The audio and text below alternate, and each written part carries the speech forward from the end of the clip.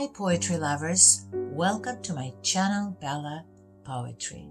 In our previous two segments we talked about Emily Dickinson and Christina Rossetti, very popular poets of the 19th century. Today we will discuss the life and the works of Elizabeth Barrett Browning, who actually was a great inspiration to Emily and Christina. Elizabeth Barrett Browning was born in 1806. She was actually the first family member who was born on English soil in 200 years. Her parents and her ancestors lived in Jamaica and owned a sugar plantation since 1655, and they made a fortune on the backs of Jamaican slaves. They took the money, the fortune that they made, they came back to England and they bought a beautiful sprawling estate which they called Hope End. Elizabeth was their oldest child, and then 11 more siblings followed. Altogether they had 8 boys and 4 girls. All the children had a beautiful childhood. They went on picnics. The estate was beautiful and very picturesque with carriage roads and ponds and beautiful trees. And so they rode ponies, they went on carriage rides, they put up performances, theatrical performances for their parents. So basically they enjoyed a very nice and comfortable life at the estate.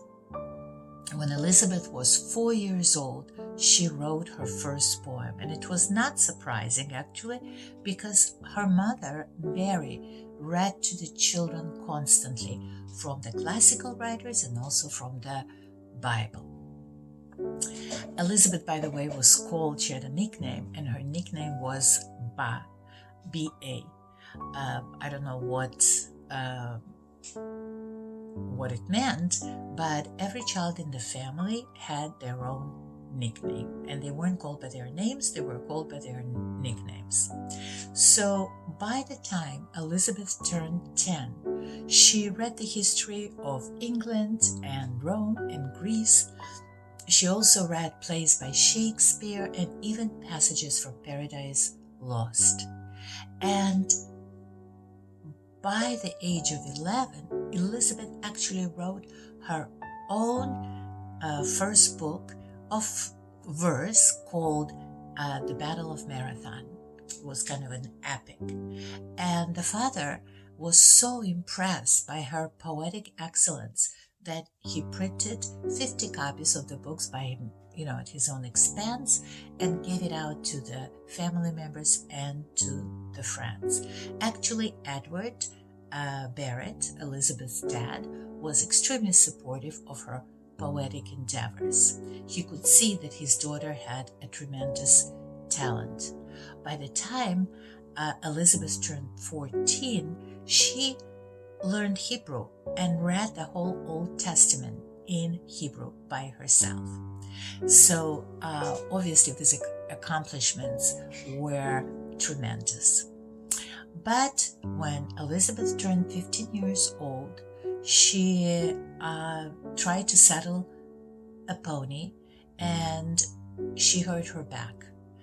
She started having headaches and very severe backache, and the father actually gave her opium as a pain reliever. Opium was a very, very popular pain reliever at the time, but it was also addictive and it caused other physical issues. 7 years later, Elizabeth had a broken vessel in her chest, which caused her to have severe breathing problems. Elizabeth became homebound. She was disabled. She couldn't walk, and her brothers would carry her downstairs for tea time and carried her back up again.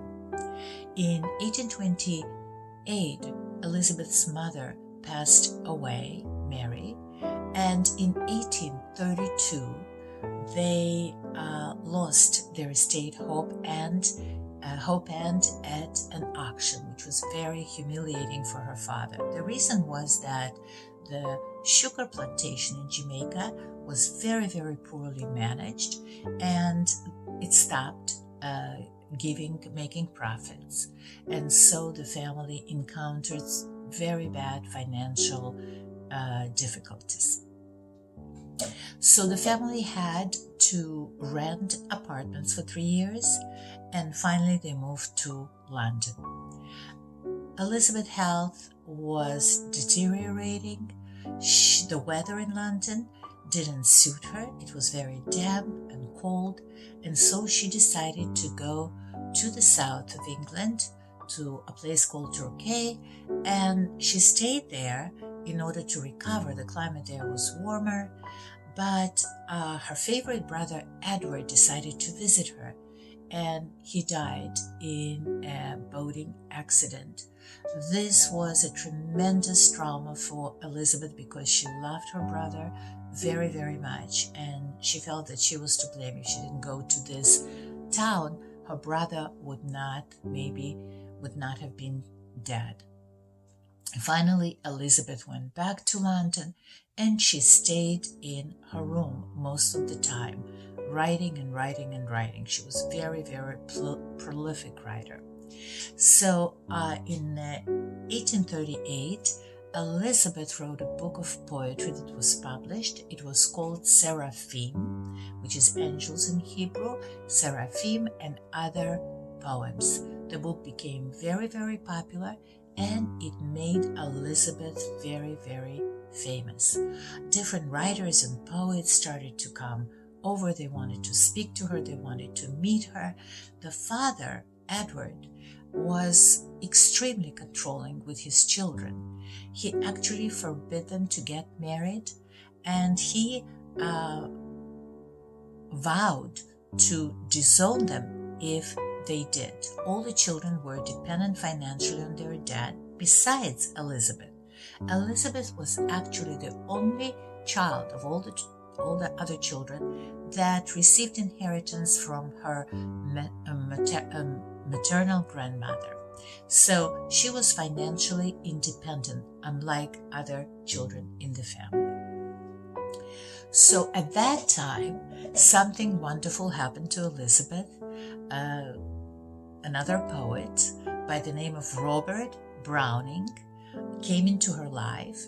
He actually fell in love with Elizabeth when he read her book of poetry, and he decided to meet her.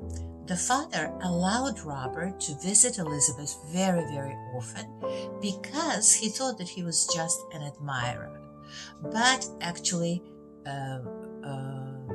Robert Browning was in love with her.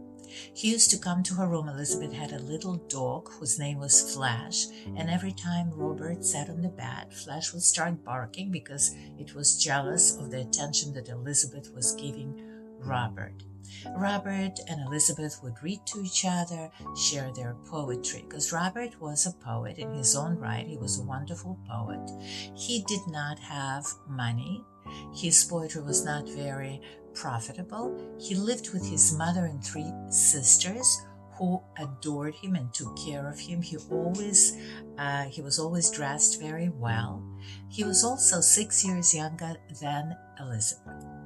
So one day he confessed to her and said, "I really love you." And Elizabeth said, "Why do you need me? I am much older than you. I am disabled." And he said, "I don't care. I'm in love and I would like to marry you." So finally, Elizabeth reciprocated, and she was ready for love. She was 40 years old, and they decided to get married. But how do you do it around this despotic father that wouldn't allow her to get married? By the way, Robert did something very amazing for Elizabeth. When he came to her house to visit her, he would literally make her get up and walk. And slowly, Elizabeth started walking on her own, which was a big accomplishment. And so one night, Elizabeth and Robert when the father was asleep, they went to a nearby church and got married in secret. They had a witness. It was Elizabeth's maid, whose name was also Elizabeth. And a week later, Elizabeth packed her few belongings and she basically ran away with Robert. They went to live in Florence, Italy. She left a letter for her dad explaining to him what happened and why she left, but her dad refused to speak to her. He totally shunned her. He never spoke to her again. And the worst part was that he made the rest of the siblings not to talk to her either, because she broke the rules that he set for them. And the siblings complied because they were financially dependent on their father, to the great disappointment of Elizabeth. Elizabeth loved her siblings and she was very upset that she had no contact with any of them. So what did Elizabeth do in Florence? Elizabeth continued writing. She started writing beautiful sonnets, love poems for her husband, who she loved very much, and she wrote 44 sonnets for him. They got married, by the way, in 1846. So Robert was so touched by these wonderful love poems that his wife wrote for him. They put it together and put it in a book, which they titled Sonnets from the Portuguese. Why Portuguese? Because Robert used to call Elizabeth my little Portuguese. She had an olive skin, and that's what prompted him to call her that. The book became very famous. People like writers and poets from around Europe came to visit them in Florence. Elizabeth, by the way, in spite of her age, had 4 miscarriages and gave birth to her son eventually, who they named Robert after Elizabeth's husband, but they affectionately called him Pan. And so the family was very happy together. Elizabeth became very involved in Italian politics. He joined the struggle of people for the reunification of Italy.